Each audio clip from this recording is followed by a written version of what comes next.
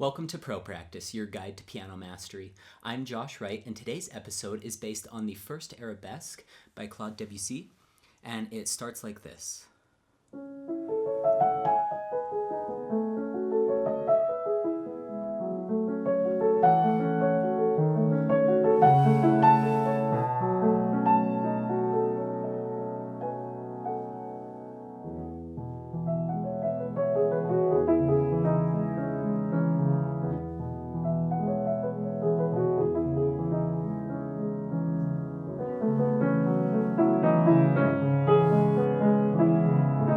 And we're going to go over all sorts of things in today's tutorial.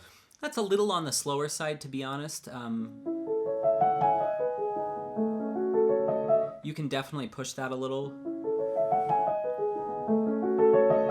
I've heard all sorts of different tempi in recordings that I've listened to, and I'm just going to take it at a moderate tempo today due to the fact that I think this is probably targeting more intermediate players, early advanced players, rather than the seasoned professional. I'm not really talking to seasoned professionals. If you want to include this on maybe an all-Debussy program. But today we're talking more about how we can get good color out of the piano, that really soft, beautiful tone. We're going to talk about different fingerings that work well in the hand. I experimented a bit before making this tutorial with some different options for things like that, because that can get a little bit tangled, I've noticed, in the years that I've taught this piece. We're going to talk about those 2-against-3 polyrhythms, how we can execute those and make them really fluid, so it's not like... I've heard that a lot of times.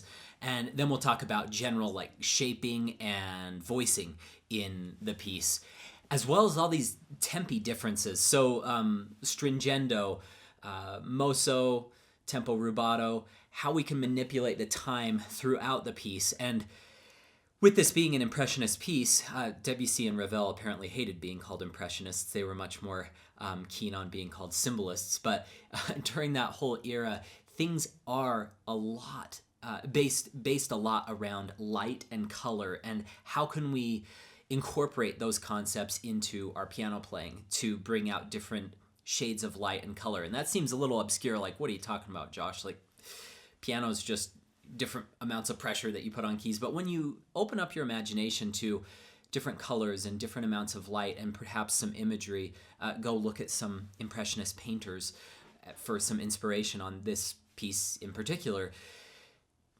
You start to play and approach the keys very differently. So let's just start from the beginning.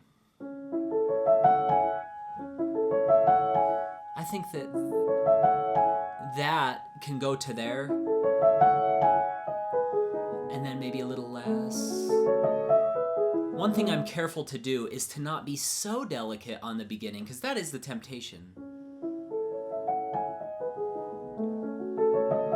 Because Debussy is very specific in his writing of what he wants, and we see piano in the first bar, and then this bar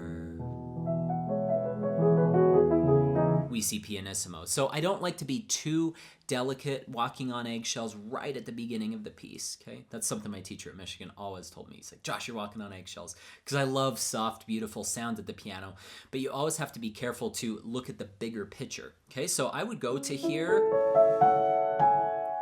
and a very rounded pedal. You don't want to go and change it really fast.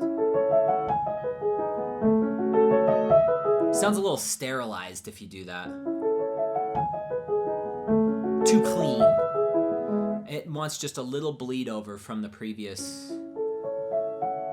Change.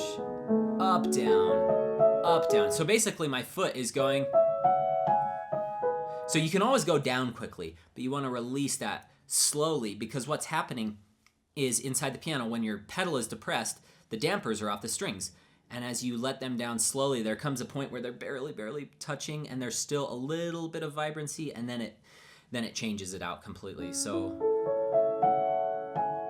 up, and then back down.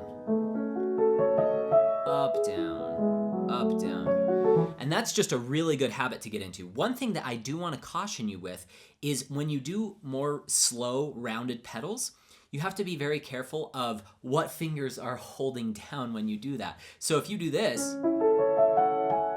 and you change your pedal, but you're holding all of those keys, that's not going to clear your pedal. Similarly, if you do a really long pedal here, up, down, but you're releasing those keys really cleanly, and then you put your pedal back down, well, you just lost those two notes in your pedal. So if you're doing a rounded pedal, just be cautious. Make sure that you only have down at the time that pedal goes back down the notes that you want to have in that pedal. Okay, so again, up, down, but maybe I'll hold that G sharp there so that I don't go and suddenly have that be really cut off and absent.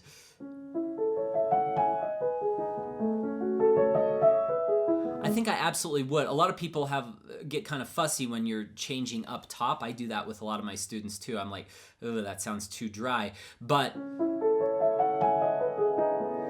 those are such clearly distinct harmonies that you don't want to go and have it be too muddy in there. So that's why I'm changing at the half measures.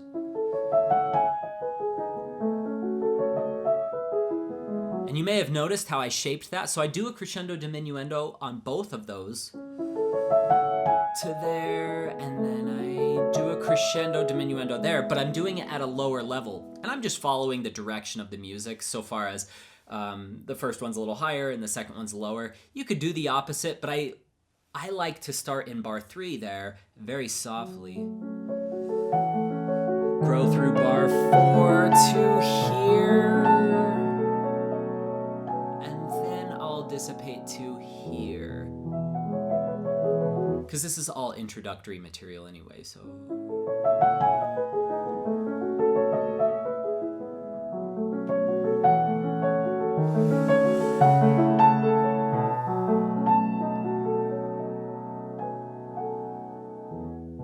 okay, let's talk a little bit about how to create that type of tone. If you flatten your finger